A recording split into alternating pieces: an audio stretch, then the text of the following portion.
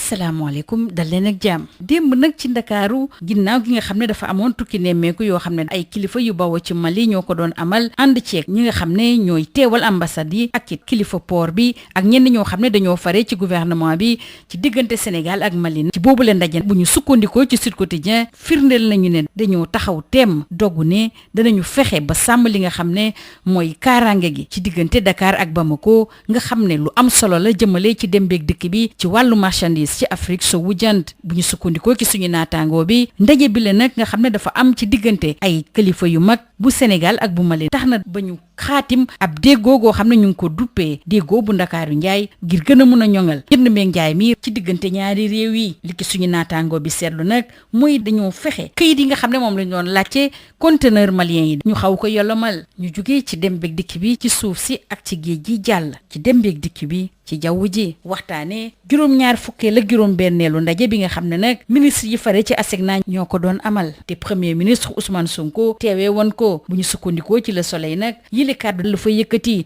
nee na diggante gi nga xam ne moo am ci diggante pays l'Afrique yi du rek ab kàddu goo xam ne dañ koy yëkkati saa su ne lu ñu jëmmal la. premier ministre Ousmane Sonko fàttali na fexe ba dëkk yëpp lëkkaloo ngir dem beeg dikk bi mën a ñoŋ ci dëkku l'Afrique yi lu am solo la ndax day tax ba ñu mun a moom suñu bopp jëmale ci wàllu wi. mbir mi it soxal na bu baax a baax waa Rewmi Quotidien ñuy xam le ni ci bile ndaje nag premier ministre Ousmane Sonko dafa ñëw yeggee ministre yi nga xam ne ñoo fa teewaloon yeneen réewu l'Afrique yi fare ci ASECNA gis-gis bi nga xam ne moom la njiitu réew mi président Bassirou Diomaye Faye am ci wàllu dem beeg dikk bi ci jaww ji. dañuy des ak président Bassirou Diomaye Faye ak premier ministre Ousmane Sonko waxtaane nag xët-xët yi nga xam ne moom la ñuy nemmeeku ci bopp nguur gi. ndax bu ñu sukkandikoo ci waa Tribune nag directeur généraux yi nga xam ne fi mu toll nii dañuy dal ci président Bassirou Diomaye Faye di ko yekk lu mel ne xemet bu ñu moyul dinañ tekki seen doom ba tànk li ko waral mooy njiitu réew mi moom si boppam moo fas yéenewul bàyyi mbir yi wëy te nag du nangu kenn koo xam ne day ne ci gannaawam di ko wax nu muy doxalee. suñu naataangoo bi di dellu si nag ci ñenn ñoo xam ne dañoo fare ci Pastef fekk si waa coalition Diomaye président ci loolu la sax waa Walf Quotidien samp ab laaj ci dëgg-dëgg lan mooy doole ñi nga xam ne ñëw di bokk ci coalition Diomaye président. ci jamono jooju nag waa Source A di ñu xamal ne waa FDR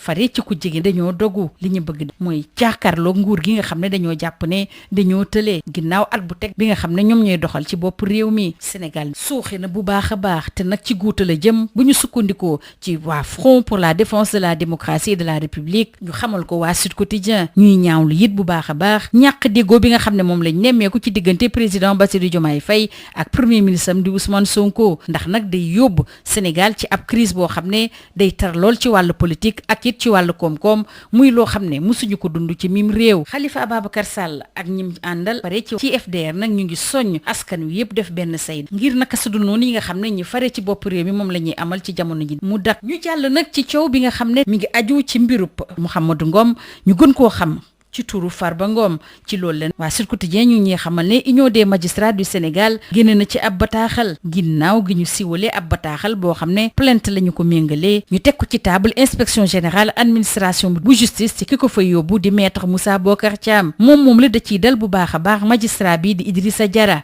mu jiite nag juge d'instruction yi nga xam ne ñoo fare ci pôle judiciaire financier. waa UMS ñaawlu ko fu ñaawlu yem ne Farba Ngom ci boppam jégu ci woon dara ñoom dañoo jàpp ne taxawaay yi maître Bocar Moussa Thiam dara taxu ko jóg lu dul yàq deru ab magistrat. L'Observateur xëy di dellu si ci jëye bi nga xam ne moo am fële ci États-Unis te mu dal ci benn njabootu Sénégal foofule ci Columbus ñu ngi dellu si ci li nga xam ne moo sooxe mbir mi ndax li njëkk a tukkee ci l'enquête bi nga xam ne kilifa Amérique ñu ngi ko ci amal ginnaaw boobule jëye ñu ngi ñuy xamal ne seen doom moo sooxe li la yëpp ñàkk na bakkanam naka ay waajuram ci boobule lakk. Les Échos di firndeel boobule xibaar seen doom bii di Cheikh Dieye moom lañ joxoñ baaraamu tuuma ne moom moo waral boobule lakk bu métti boo xam ne li koy firndeel mooy ñi nga xam ne ñoo ñëwoon di leen wàllu di sapeur pompier yi ay jafe-jafe yu taratar la ñu amoon ngir fay ko doomi Sénégal yi nga xam ne ñoo faree ci boobule dëkk fi mu toll nii ci njàqare bu taratar la ñu nekk. l'enquête bi ñu ngi koy wéyal ngir xam lan moo tax ci dëgg-dëgg lakk boobule am ñu des ak waa Les Échos ñu ngi waxtaane it beneen génnu àdduna muy bu Nogay Thiam bi nga xam ne dafa ñàkk bakkanam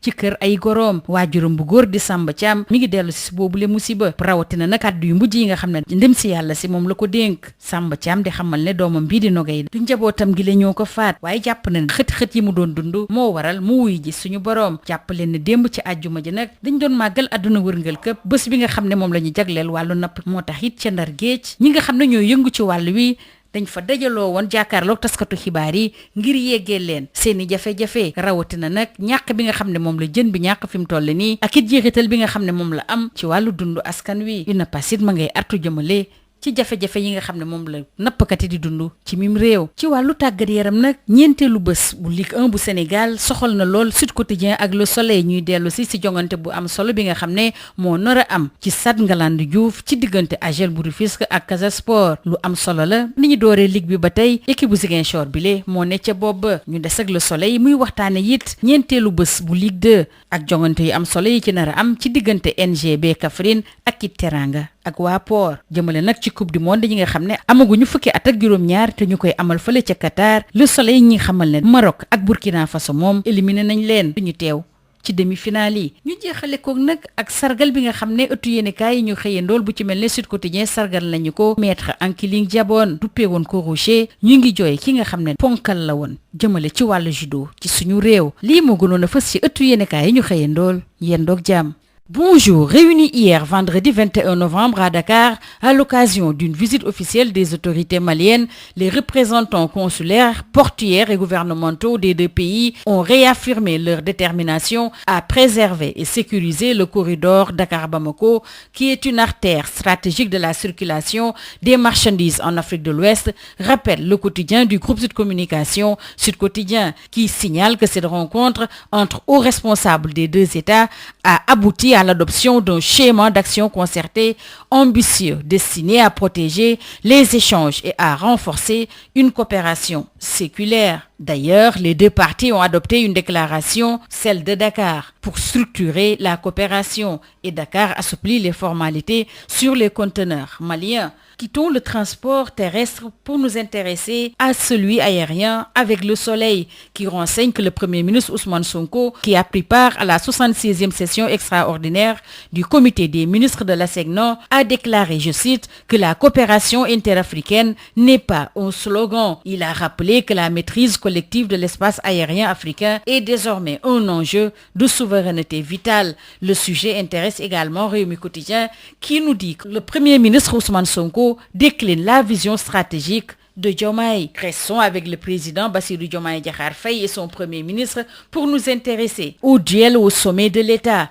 Avec Tribune qui rapporte que les directeurs généraux qui attaquent le président Bassirou Diomaye Faye sont sur siège éjectable. En effet, le chef de l'État ne compte pas céder à la pression et au chantage et revient largement sur les ralliements de pacifiens à Diomaye président qui s'intensifient. Au moment où Walf Quotidien s'interroge, que pèsent réellement les alliés? Restons avec cette tension au sein du pouvoir, cette fois-ci avec Le Quotidien qui est convaincu que Cheikh Bara Ndiaye est un tradi rhétoricien, défenseur acharné du Premier ministre Ousmane Sonko. Il s'en prend au président Diomaye et à tous les adversaires du Premier ministre. Au même moment, source a d'indiquer que le FDR tend vers la radicalisation, convaincu que le Sénégal traverse la crise la plus aiguë de son existence. La conférence des leaders de relever qu'en l'espace de 20 mois, notre pays est devenu l'un des pays les plus endettés d'Afrique, exposé au risque de défaut et au fonds vautour. Khalifa Ababacar Sall et compagnie invitent toutes les forces vives à se rassembler pour stopper les dérives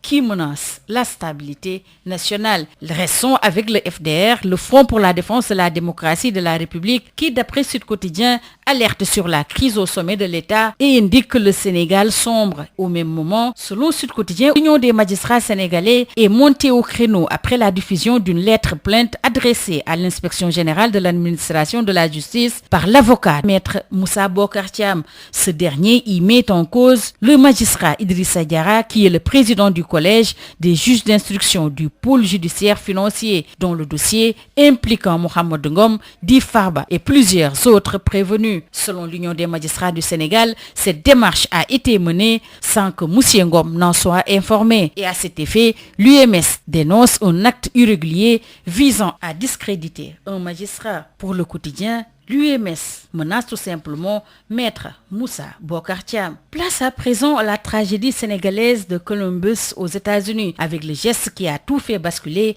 relève l'Observateur, qui revient sur les premiers éléments de l'enquête américaine qui révèle la face sombre d'un fils discret. Information confirmée par les Échos qui renseignent que le fils est désigné comme ayant provoqué cet incendie. Le confrère de relever des images poignantes qui dévoilent l'intervention difficile des secours. La communauté sénégalaise est sous le choc et l'enquête se poursuit pour éclaircir le mobile. Les Échos s'intéressent également au décès de Nogay Thiam dans la maison de sa belle famille. Son père, Samba Thiam, raconte le cauchemar et revient sur ce qu'elle lui a dit la dernière fois qu'elle lui a parlé. Selon toujours Samba Thiam, le père de la défunte Nogay Thiam, il n'a pas été tué par sa famille, mais les tensions ont pu causer sa mort. Les acteurs de la pêche de Saint-Louis réunis au sein de la Coalition nationale pour une pêche durable ont organisé hier vendredi un point de presse au quai de pêche de Guet-Ndar sur la langue de Barbarie afin d'alerter sur la raréfaction du poisson et les effets que cette situation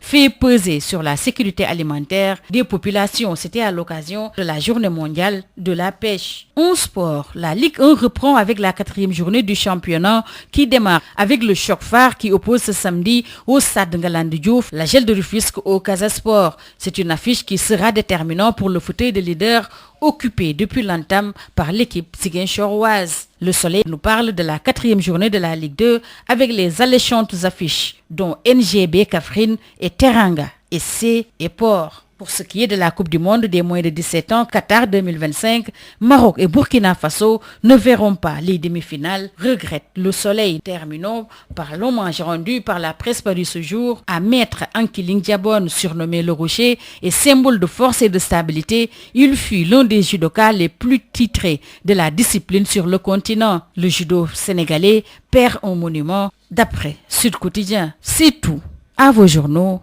et très bonne lecture.